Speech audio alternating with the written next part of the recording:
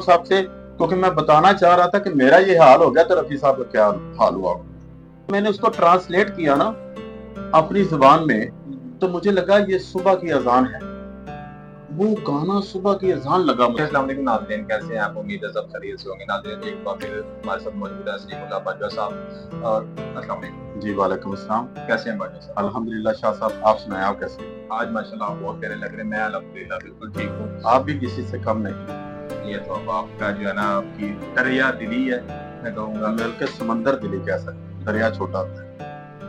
अच्छा बाजवा साहब, मैं ना आज सोच रहा था आपसे एक क्वेश्चन करना है मैंने, जी जी अगर आपकी इजाजत हो तो। बिल्कुल जी, इजाजत। मैं मौसीकी से आपका बहुत लगाव है, जी जी मेरे नॉलेज के मुताबिक। जी। मुझे आप ये बताएं, आपका फेवरेट सिंगर कौन है? उफ, बहुत ही शानदार सवाल आपने किया। वाकई मौसीकी से मेरा बहुत ही गहरा लगाव है, और मेरा जो फेवरेट सिंगर है वो एक ही है, only on one, Mohammed Rafi साहब। मोहम्मद रफ़ी साहब मेरे ख्याल में उन जैसी आवाज दुनिया में किसी और की। बहुत ही आला, बहुत ही आला, बहुत खूब। Yes, उनका कौन सा सॉन्ग जिसको आप समझते हैं कि वो आपका मोस्ट फेवरेट सॉन्ग? देखें जी, उनका कोई एक सॉन्ग नहीं है। और मोस्ट फेवरेट की बात आप करें या मुश्किल था वो जो उनके लिए भी, वो एक मूवी बनी थी 1956 का पर था, और बेजू बावरा था फिल्म का नाम। उसमें मोहम्मद रफ़ी साहब के तमाम सॉन्ग थे, बड़े शानदार थे, और वो मुगलिया सल्तनत के बादशाह अकबर बादशाह के दौर की वो कहानी उन्होंने बनाई थी, बेजू बावरा। उसमें एक सॉन्ग था, और दुनिया के रखवाले, सुन दर्द भरे मेरे नाले। वो गाना किसी से गाया नहीं जा रहा था। नौशाद साहब थे इसके म्यूजिक डायरेक्टर, शकील बदायूनी साहब ने उसको लिखा था लहर पे। और वो बहुत सारे सिंगरों को, जब सिंगर्स को कहा गया कि आप ये गाएं ये गाएं, वो बहुत ऊंचे सुरों में था। जब रफी साहब ने इसको गाया तो उनके गले से खून निकल आया था। इतने ऊंचे सुरों में था कि बहुत मुश्किल था। और जैसा इसको कंपोज किसने किया? नौशाद अली खान साहब, अच्छा, music director Naushad Khan. Definitely अगर गाना मुश्किल है तो इसको कंपोज करना भी उतना ही डिफिकल्ट नौशाद काम है। नौशाद अली खान साहब को लक़ब मिला था कि वो मौसीकार आज़म। आप ये कि वो मौसीकार आज़म इतने देखें। अब वो कहीं पे उतार और चढ़ाव इतना ज्यादा था सॉन्ग में कि आप सोचें कि वो शुरू कहाँ से होता है और खत्म कहाँ पे जाके होता है। जब वो रखवाले एंड पे कह रखवाले रखवाले, ऐसे वो 4 दफा कहते हैं और बहुत ऊंची आवाज में कहते हैं, तो फिर गले में से खून निकला है उनका। तो हालांकि जब वो उसका अंतरा गा रहे थे, महलो दास और गलियां सोनी, चुप चुप है दीवारें, दिल क्या उजड़ा दुनिया उजड़ी, रूठ गई है बहारें, हम जीवन कैसे गुजारे, हो मंदिर गिरता फिर बन जाता, दिल को कौन संभाले, वो दुनिया के रखवाले। जो मैंने गुनगुनाया, गाना तो बहुत मुश्किल है।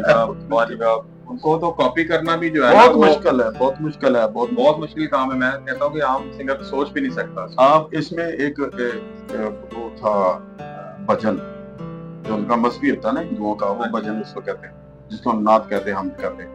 तो वो एक बंदा नेपाल से चलता है और वो इंडिया में आके कहता है कि मुझे वो पंडित जी किधर है जिन्होंने ये भजन गाया, मन तड़पत हरि दर्शन को आए।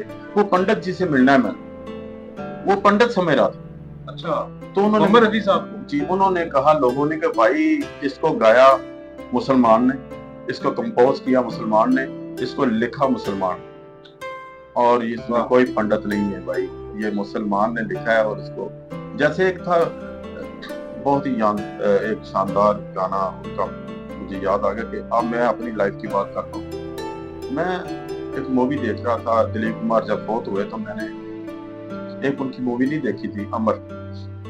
अमर मूवी में वो सॉन्ग रफी साहब का आता है 4 दफा, इंसाफ का मंदिर है ये भगवान का घर, अब आप अंदाजा लगाएं, जब मैंने उसको ट्रांसलेट किया ना अपनी जुबान में, तो मुझे लगा ये सुबह की अजान है।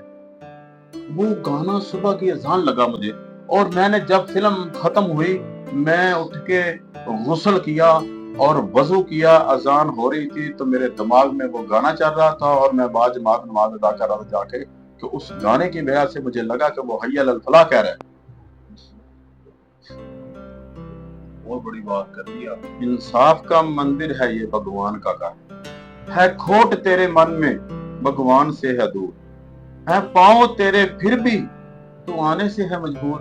तेरे पैर है ना, आपको पैर दिए अल्लाह ताला ने, फिर भी तू अल्लाह के घर की तरफ नहीं आ रहा। नहीं आ रहा, चल के आ नहीं रहा, तेरे मन मैं में खोट खोट है। तेरे मन में फिर भी आने से है मजबूर। इस तरह यकीन करे वो ऐसे था, चार बहुत दफा था, बहुत बड़ा सा। बहुत अला बाजा साहब। बाजा साहब, बहुत मजा आया आपकी गुफ्तगू का। शुक्रिया। इसी तरह से हमारे नाज़रीन को और जो सॉरी मैंने जो गाया है, जो जो गुनगुनाया है, उसकी माजरत चाहता हूँ सबसे, क्योंकि मैं बताना चाह रहा था कि मेरा ये हाल हो गया, तो रफी साहब का क्या हाल हुआ, मैं ये जरूरी था बताना। बिल्कुल बिल्कुल, बहुत मुश्किल था। मैं देख रहा था आपका कितना जोर लग रहा था उसमें। और बहुत शुक्रिया बाजा साहब दोबारा आपका आने का।